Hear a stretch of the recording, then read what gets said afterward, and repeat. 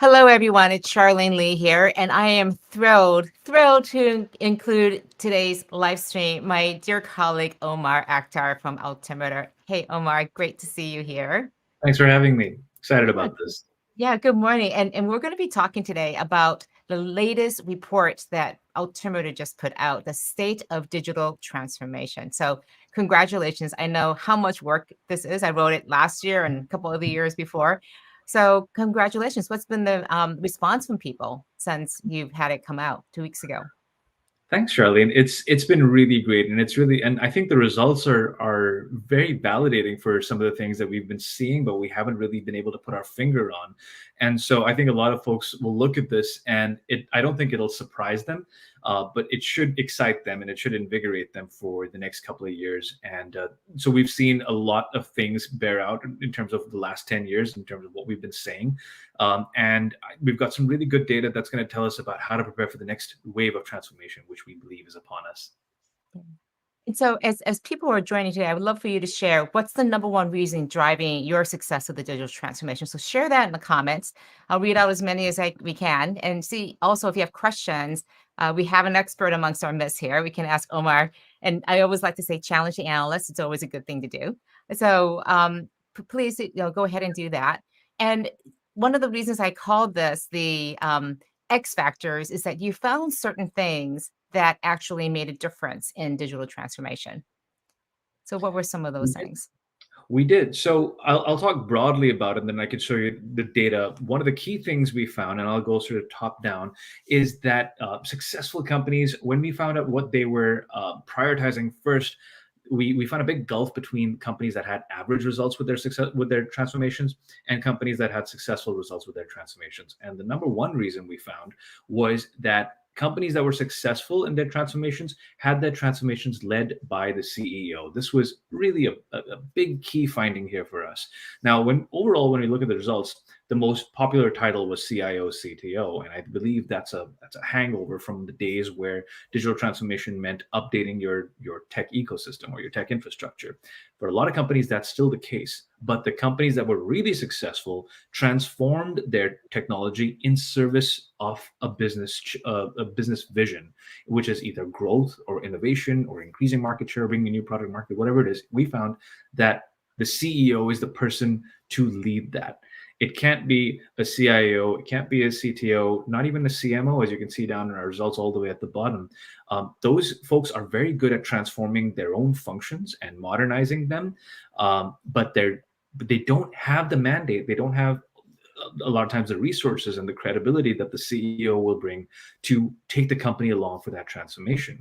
And it's really key that the CEO does this, because when we found what was the way that companies were transforming, that big purple bar you see in the middle means that across the board, no matter what level of success companies had, everybody was adopting the converged approach of transformation.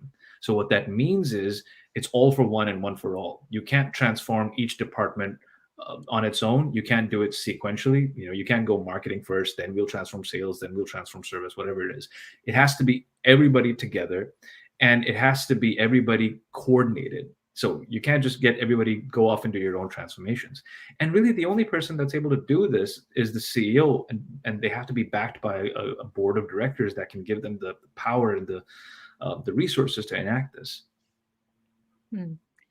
And so this is such a difference because in the past, one of the things that we always found, like one of the biggest challenges, was that we don't have leadership. We don't have a clear vision. And you found something quite different here then, because Yeah. it sounds like the CEO really has clear visions. Is that still a challenge then for many people? What we found in our data was that by and large, CEOs have met the moment, especially in the COVID-19 pandemic. The successful companies, uh, average companies across the board no longer cited having lack of vision or lack of strong leadership as their top challenge. Their top challenges were definitely COVID-19 slashed budgets. It was definitely adopting, resistant cultures and old processes, maybe outdated technology, things that we would expect to be top challenges. But having a CEO that wasn't on board with digital transformation, or a CEO that wasn't trying to make things better, that wasn't as much of a problem anymore. It was way down in our list. Yeah, and that's such a difference from the first report that we did back in 2014. That was the number one challenge. I mean, so many things have changed, and that's a good thing that has absolutely changed and made a difference, it seems. Absolutely. We've Great. seen that's one change. And I think people realizing that digital transformation was never an IT endeavor alone. That certainly plays a big part in it. But I think we're really seeing a shift in the way people look at digital transformation. It really is a complete revamping of processes and education about what works and what doesn't work. And once a lot of CIOs will see this report and maybe they'll feel disenfranchised by it, and that really shouldn't be the case. It's very much a case of we all now have a part to play in a broader story. We're not going to be the ones that are doing it on our own. So, this focus again, with the leadership is a key part. What were some other factors that you found that were major drivers of the difference between top performers and average performers? So one of the things we asked our companies was, what did you prioritize first when you set out to go on your digital transformation? So the majority of companies, no surprises there, said that they focused on IT first, and that's fine. But what are the other things that they focused on? We found that there was a difference between successful performers and average performers. Not a lot of a difference, but enough to be significant. We found that top performers were much more likely to focus first on both customer experience and employee experience. That's the real thing. It's not just customer experience. We've been talking about customer centricity, and certainly it's important, but employee centricity, having the vision to invest in their employees, not just their literacy, but in improving their tools, improving the culture, and providing remote work options. Companies that invested in those things first tended to do better. And then the other Yeah. thing that successful companies did was procure and investing in data management. So it's not just enough to say we use data. It's, do we access data from multiple sources? Can we bring it together? Can we make sense of it? Can we store it? Can we use it in a repeatable, scalable way? That's a big endeavor. The successful companies almost always not only excelled at it, but they excelled at it because they invested in it early. Yeah. I just want to share this comment from Jay. He agrees with that. The number one driver for his success is doing the background market research to provide the data to make the transformation. So, Jay, thank you for sharing that. And Omar, what you're finding is that a lot of these companies are not just taking the data, but how they're using it in new and different ways. I think especially around sharing it with lots of different departments too. The big democratization of data has been a real success story for success for companies that have had successful transformations. It used to be that data would either not really exist, it would still be in analog form, or it would stay siloed within the department that got it. So marketing had its own data, sales had its own data, business intelligence had its own, and never the twain shall meet, right? Yeah. Now, what we've seen that's become successful is that companies are realizing that there's the rising tide, raises all ships. It's important for data to be democratized. It's important for data to be accessible to the whole company, and so there's a greater investments in data science, in data leadership, which is really key. For somebody to put their hand up and say, I will be the person to centralize and provide access to data from multiple sources. Now, that doesn't mean that it's a free for all. There's levels of governance, there's privacy uh, rules and compliance rules that we all have to follow. But what it means is that everybody's got a fair shot at looking at the customer and seeing what they can do to enhance that experience. And one thing that successful companies are doing better than others is they're not afraid to use AI to do this. Cloud platforms have really made this a lot easier. Our Salesforce, Adobe's, the likes of them are all providing CDPs and lots of data platforms to make this job easier and not so IT centric. But what we're seeing here is that there's a big gulf. You see that blue bar right at the top. That's really showing the gulf between successful companies. And successful companies are much more likely to use AI to generate predictive analytics, to create new segments, to create if this then that scenarios, design really great customer experiences. And so what this really shows us is AI is mainstream, and we shouldn't be looking at it as a science fiction thing anymore. AI isn't just talking robots. AI is simple processes that enhance what humans can do. It's not just really replacing it. And the good companies are already doing this, so most of us are already behind.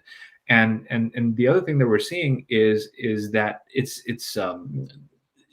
it's really driving a lot of innovation. So before, we think about data as providing great experiences. That's great, but now we're able to use that data to innovate. So successful companies have formal innovation programs. They've got innovation metrics that say how many pilots did we put in the field, how many test and learn projects are we doing, how many new what are we harnessing the right data to see what could work in the future. So there's a two-pronged attack with data that's really encouraging to see. And what's interesting is that, again, it's not about just collecting and putting in all these changes like data or cloud or anything to put the technology platforms in. It sounds like it's really in the service of things like innovation and growth Mhm. and these kind of changes. Even the emphasis by these top performers on employee experience, which has been my bugaboo for the longest time. It's like, employees like the most important part, but we never focus on them. So it was great to see that change. That it was a huge sea change this past year. Unfortunately, it took a pandemic to do it, but that is absolutely the case. And I think, especially now when we're seeing labor shortages and people demanding a lot more than just perks. Employee experience was never about perks, and you've said this on many times before, that it's not just about making things fun. It's really about taking those same principles of customer experience. Can I do the jobs that I need to do in an efficient, optimized way? Can I solve my problems? Can I meet my needs? Why can we take those principles from customer experience and apply them in the same way to employee experience? And I think companies are hearing that. Mm. And what other factors did you want to talk about So in terms of driving this what forward? we're seeing now is that successful companies, they've done the good stuff, right? They've invested in AI, they've got the right leadership, they are focusing on experiences. We're seeing that they're looking for the next wave of transformation, and they're already investing early. And so investing early is a key differentiator here. When the ability to recognize what's on the horizon is what sets apart successful companies. And so we saw that successful companies, one of the findings in the report shows that they started their transformation programs 4 years or more earlier, while companies that are not so successful are still in maybe their second year of transformation. So being early counts. And what we can tell you right now, if you want to know, is there's two things that successful companies are looking at. One is this idea of convergence that's happening internally. So they're recognizing that functions that were previously operating separately or disparately, like marketing, product, sales, service, even maybe HR, they can't operate so separately anymore. Because of the digital world, because the customer is the same on the outside, because we're democratizing the use of data, companies, different departments in companies are now more interdependent on each other than before.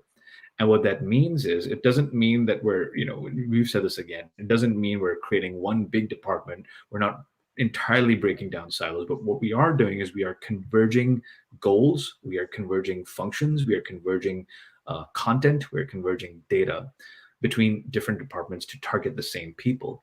So, what that means is, why shouldn't marketing and sales use some of the same processes or operate off the same blueprint? Why shouldn't marketing and HR work to target the right prospects and use the same demand gen processes to bring people into the company?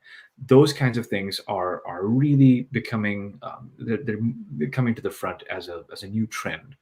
And the other thing that companies are doing, successful companies especially, is it's not quite a top trend yet, but it's something that we're seeing already. The separation between successful companies and average ones is they're looking outside. So they're looking for investing in partnerships, investing in ecosystems, investing in some sort of alliances outside their own realms. What that means is that they could be, taking advantage of an app ecosystem where there's integrations between different apps that enhance your service.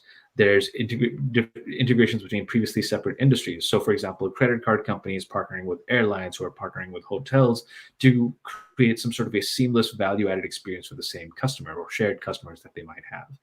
Mm. We're also seeing more investments in data networks. So third-party cookies are going away. People don't really trust buying data from third-party networks anymore. So there's a lot more data sharing between two companies, between conglomerates of companies that have agreed to share data for everybody's mutual benefit.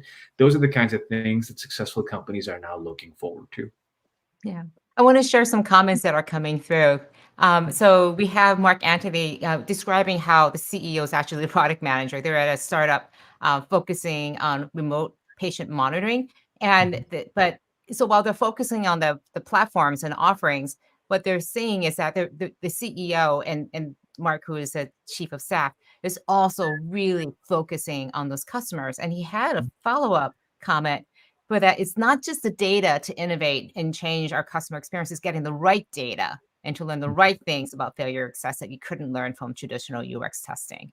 Again, this is something that you're seeing from people. They're using data and they're thinking about the customer in new and different ways.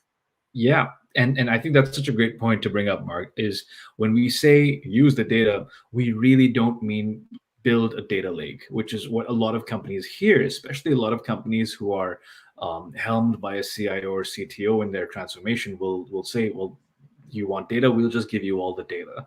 And there's tons of investments in these giant data lake resources and cloud platform storage for data. What really happens is that people don't know what to do with it, or they don't know where to look. And so, there's this Game of Thrones reference where Bran Stark is the all-seeing. I don't know. Sorry if I'm nerding out a little bit over here, but Bran Stark is the all-seeing oracle. He can see everything. So people ask him, well, why don't you just tell us what's happening? And he says, well, you have to know where to look. And if you're going to know everything about history, and that's a real problem for Bran, it's a problem for all of us as well. You have to know where to look, and and that's really the core tenet of a data strategy. And a lot of companies don't have that figured out before they say we're going to go and do all these fun things like democratizing data and Hmm. UX strategy. We also have a question here from Randall, who says, "How are companies who can just consider themselves to be successful in digital transformation applying the emphasis on security, integrity, and confidentiality of data?" Yeah. Again, cybersecurity is always a perennial top Mhm. initiative for companies. So, just given all the issues around cybersecurity, how are Mhm. they really balancing the need for security and integrity and confidentially with this democratization of data that you're talking about? Yeah, it's a great point. What I can tell you is that across the board, cybersecurity was a top priority for companies in terms of the technology that they were investing in the next 2 years. So companies do recognize that with increasing data, there's increasing problems and increasing restrictions and measures that have to be taken. So they get the message. What are they doing? Some of the steps they're taking is that they're hiring outside consultants to do a data audit, to do privacy audits that weren't quite the norm before. So, they're hiring people to see where are the leaks in our governance, and they're becoming a lot more choosy about who they partner with. So this is why we've seen a lot of letting go of accessing data from third-party providers, or things like buying email lists or targeting anonymous users. We're seeing a lot of moving away from that to people building their own data, because it's a lot less risky to capture data from your owned properties than from bought or shared or rented properties. And so we're seeing a gradual shift away from those things. And I think what that means is that ultimately people are looking to wean themselves off the Googles and the Facebook networks of the world, because as you know, they can change the rules on you at any point, and they have access to all the data. And so we're really trying to see companies that are trying to build their own data ecosystems and create their own standalone channels to capture them. Hmm. There's a Um, lot more control. Yeah. So, and I guess I know you've been commenting on the announcement by Facebook becoming Meta in the Mhm. metaverse, but even if it's just limited to the first party data, there's still concerns that they could be using it. And Jay Johnson, our perennial person looking out for us, is saying that these, all this data harvesting can be used by companies, even countries, for questionable purposes. Do you see democratization of data changing these institutions? Which is an interesting thing, which is as more data is made available, as you saw inside Mhm. of Facebook, people are getting access to it, then holding their own companies accountable. Yeah. So where these best practices, and especially with employee Mhm. experience becoming a top priority, it's an interesting mix coming into these companies. What are you hearing and seeing from the So industry? I don't have a ton of data on this. The best I can offer is anecdata, which isn't great, but it's a good indicator. In every client I've spoken to or any person I've advised on data strategy, the first thing they've asked is how do we make this secure and how do we make this safe? So I do believe that there is a change coming, especially within the teams that are having to use this, because and part of this, they're not altruistic. Most of them do want to just not. One of them have said to me verbatim is, I don't want to be a headline. Even if we didn't do anything wrong, I don't want a headline to be where, X company has a breach and X company used this information from users. So they're trying to err on the side of being extra conservative when it comes to getting user permissions. I think we're going to see there's already a change in the large, big institutions. It's not so much large Fortune 500 companies that are to look out for. They're all so heavily scrutinized. They're going to be looking at this. It's really smaller companies that have to move fast and they have to innovate quickly, and they're not really under the radar. They're more in danger of stepping on boundaries than some of the bigger ones. That's interesting. So your point is that because there are so many consumer watchdogs out there watching the big guys, that Mhm. their ability to be nefarious players is going to be limited. But It is. I you mean, see their them ability. Yeah. still doing it. So, Yes. um, Mhm. but the real danger comes from all of the smaller actors who may not have so many people watching closely. Yeah, So, especially if you look at some of the scandals we've had, it's always been, especially recently, and some of them are contained to Silicon Valley, so they're not as talked about widely. It's a lot of companies that took data and because there was no real governance around it until many years later, and then suddenly they're in trouble. And I think that's the thing that we should be scared of. interesting, interesting. So, what would you recommend to companies do at this point if they're not one of these top performers? So, looking at this, what should their top priority be in terms of making sure their digital transformation gets going in the right direction? Right. Well, the first thing, if they haven't already figured this out, is to really put it down, write it down. And I know you're a big fan of this. Is really clearly articulate the why. Why are we transforming? Is it simply because we have to keep up and survive? That's only going to get us so far. We need to be able to show that we're transforming in service of a very clear stated goal by growing X% in number of years, by innovating these new products or capturing this share of the market. Transformation has to be in service of that. That's step number one.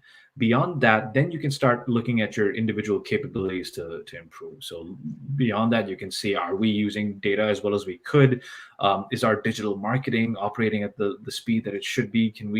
Do we have innovation as a practice? Is it formalized? Are we investing in employee experiences? Those are things that haven't really changed much in the last 10 years. And you know, you will continue to be rewarded if you focus on those things, but none of it matters if you're doing it willy-nilly. It has to be in service of that top goal, which is really priority number one. Yeah. Again, this is something that we have seen now for since we've been doing this since 2014, and even just doing different aspects of it. That vision, that clear plan, and then being making sure that it's coordinated. Mhm. And I want to talk a little bit about the whole coordination because historically, it would start out in different departments, and then at some point, people would start actually talking to each other. And you Mhm. mentioned that the marketing, sales, and service are coming together. Is that changing the way of how digital transformation where it lives? And again, you talked about CEOs driving this, but Mhm. how if organizations have been very siloed in their transformation efforts, how do they start doing that integration? I mean, what are some because it sounds so hard because this is not Yeah. something they do naturally on a daily basis. Yeah, yeah. There's a progression, maybe it's some sort of a rough maturity model for how companies will do this. At the earliest stages, it really is, a quarterly meeting between the CEO and the marketing and sales folks saying, what are we doing to meet our business targets? And that's really the lowest end of it. And what we're seeing increasingly, it starts with things like sharing content is the easiest thing to do. So content creation is a joint exercise between marketing and sales and service, so that there's input from all sides, and that's the easiest way to start coordinating. And having counterparts on both sides is another easy way to start saying that, so that you've got a marketing buddy and a sales buddy, and you're both you know focusing on different things that are coordinated. When it gets a little bit more complex and when it gets really effective is when you start not dividing your team by marketing, sales, service, but you start dividing your team by customer type or by part of the journey. So if you can imagine that you take all your customer facing folks and you say that, okay, you are now you were dedicated to this customer segment and your job is to manage the experience for just this segment throughout, and you don't have to worry about anything else. You just have to make this segment happy and make them get to purchase and keep them coming back. That's a really effective way to streamline people so that they can still do what they're doing, but they now have a unified goal to work on. The other way you can do it is by bringing people together on stages of the journey rather than by just your function. Mm. And so again, these are blowing up these traditional silos where things are being thrown over the wall. Mhm. And what I'm hearing and seeing is that this is causing a lot of turmoil for a lot Yes. of companies. Mhm. Yeah. So, and I wanted to just bring up a question from Randall, which is fun. Mhm. So we want you to take out your crystal ball and ask, yes, if these companies are successful in digital transformation, will these companies start embarking on digital evolution soon? So into these new areas like quantum computing, my favorite areas, Yeah. immersive technologies, VR, AR. Mhm. To what extent are these sort of way out there technologies coming closer? Is it Mhm. now time for these top performers? Are they looking at these types of technologies more than the average performers? Yeah. I will say that they're definitely looking at these technologies more than average performers, because average performers, as our data shows us, tend to be very focused in just catching up and being in the weeds. And successful performers will have people that are looking out to what's coming down the line. But just because they're aware of it doesn't mean that they're going to act on it. Now, immersive technologies, we've been looking at immersive technologies for 5 years. I think I wrote a report about VR AR a little less than 4 years ago, and and really it hasn't taken off in the way that you would expect. Maybe the progression has been slow, and I think that part of that reason is that not everybody can see the use cases in them, aside from maybe gaming and some training and education. And so we're still not as close to the tipping point in those technologies as you would think. It would require really mass adoption, kind of like what happened with mobile phones, or in the case of VR and AR, some really killer content like a Roblox or whatever the kids are playing these days, for people to really get into that, and we just haven't seen that content happen yet. I think with quantum computing, it's got a better chance of becoming something that everybody is looking at and everybody's kind of preparing for. I can tell you, everybody's looking at things like crypto and blockchain, and even if they don't quite understand it, they're trying to keep their finger on the pulse of it. So it's a fair assumption to say that they are looking at it, but whether they act on it, it won't be a uniform innovation the way that things like personalization or usage of data or an AI is going to be. Yeah. It very much varies from industry to industry. Interesting, interesting. Mhm. So we have a few minutes left. I want to see if there are any other top recommendations that you have. Again, digital transformation is something that we're all doing. So my question is, what's after digital transformation? I'm kicking off these series of topics, and next week is, I'll just put it up. Next week's is going to be about convergence. Mhm. So what are some of the things that you're thinking, if we've been thinking about digital transformation now for a decade, do we just keep thinking about digital transformation for the next decade, or is it moving into something that's different? Yeah. Well, first off, I think we'll all agree that digital transformation is probably never going to end. It just changes, and the goals will blend into each other. What's really interesting is that at Altimeter, we focused a lot on the digital transformation of the customer-facing side of companies, and that's certainly been warranted, and it's really exploded and accelerated in the pandemic. And what the pandemic has also shown is that there's two things that really haven't caught up with that digital transformation. The first one being supply chain, and the second one being human resources.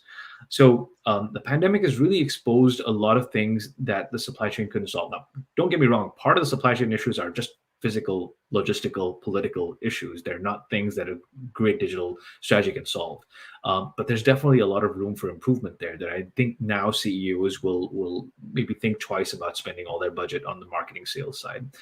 And with HR, I think the real shortage of labor here, and there's a lot of incentives missing, and that's a whole other issue.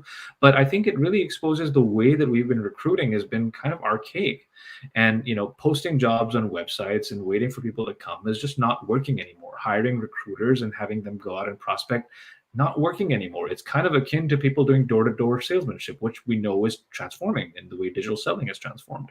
I think a lot of lessons from the way that we do demand generation and capturing prospects, attracting them, moving them down a funnel will start to be applied towards HR. And I think that is something that the after effects of the pandemic have really highlighted. Yeah. And especially when, people are like, "Wait, everyone's resigning. What's going on in HR? We need to Mhm. go and fix that." Yeah. And I think, again, part of that is the emphasis on the employee experience too as well.